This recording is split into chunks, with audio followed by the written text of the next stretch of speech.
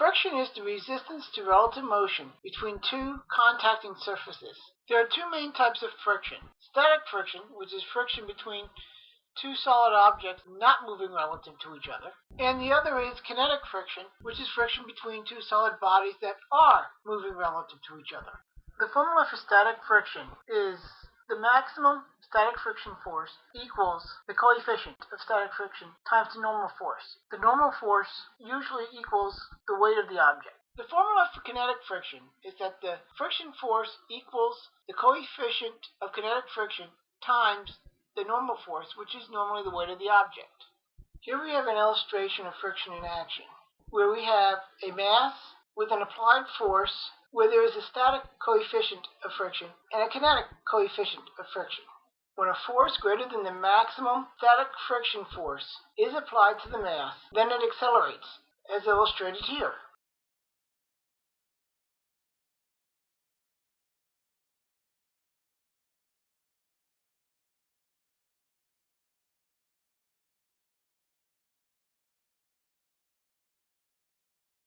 When this force ceases to be applied to the mass, then the kinetic friction force slows the mass down.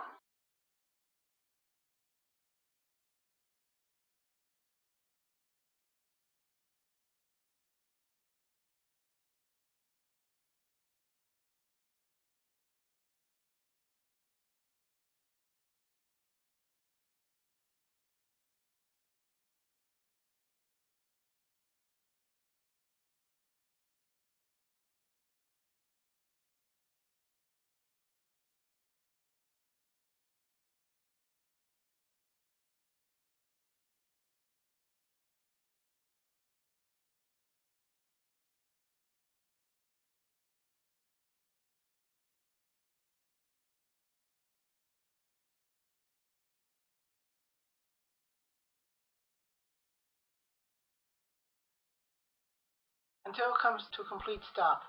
The next illustration involves reducing the value of the applied force to below that of the maximum static friction force. This results in the friction force equaling the applied force.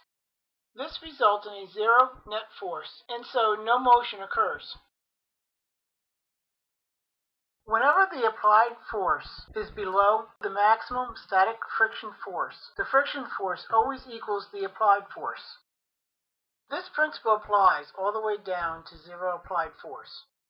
Furthermore, when you increase the mass of an object sitting on a surface, you increase both the static and kinetic friction between that object and the surface it is sitting on. The reverse is also true. As you decrease the mass of an object sitting on a surface, you decrease both the static and kinetic friction between that object and the surface it is sitting on. In conclusion, friction results from the contact of two surfaces.